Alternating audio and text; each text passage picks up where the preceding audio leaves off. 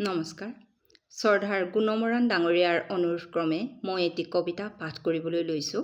কবিতাৰ শিৰোনাম চুলি নাবান্ধিবা যজ্ঞখিনি। কবি কৰবী ডেকা হাজৰিকা। চুলি নাবান্ধিবা যজ্ঞখিনি, কাল ভুজংগৰ দৰে বিয়পি পৰক তোমাৰ কেশৰ মেঘালী। তাৰে ছায়াত ঢাক খাই যাওক জোন তৰা বেলি, চুলি নাবান্ধিবা যজ্ঞখিনি। অগ্নিসম্ভৱা নয়নত লোৱা প্ৰলয় শিখাৰ তীৰ, অগ্নিকণিকা বৰশী সৰক দুটি নয়নৰ নীৰ।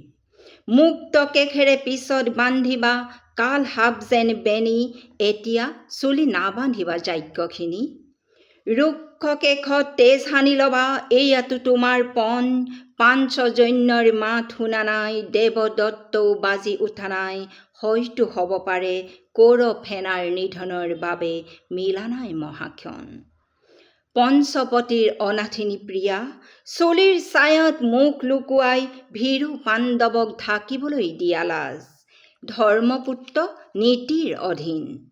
পাৰ্থৰো আজি বিষণ্ণ লাবেশ, বীৰ বিকুৰৰ হয়তো ভোগত মগ্ন, মাতৃতনয় নামেই নলবা, কুমলীয়া দেহী তেজৰ কথাত হয়তো খাইছে ভয়।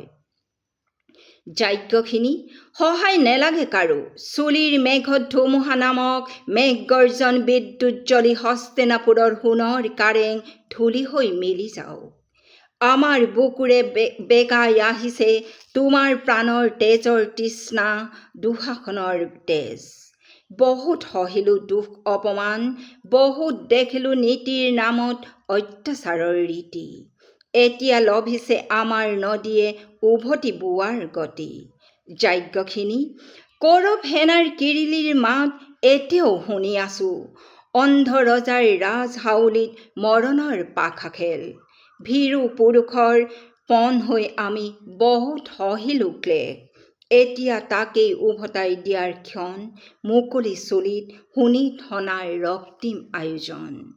একেলগে আমি তেজেৰে বোলাম কাল সাপ যেন বেনি, এতিয়া চুলি নাবান্ধিবা যজ্ঞখিনি। ধন্যবাদ।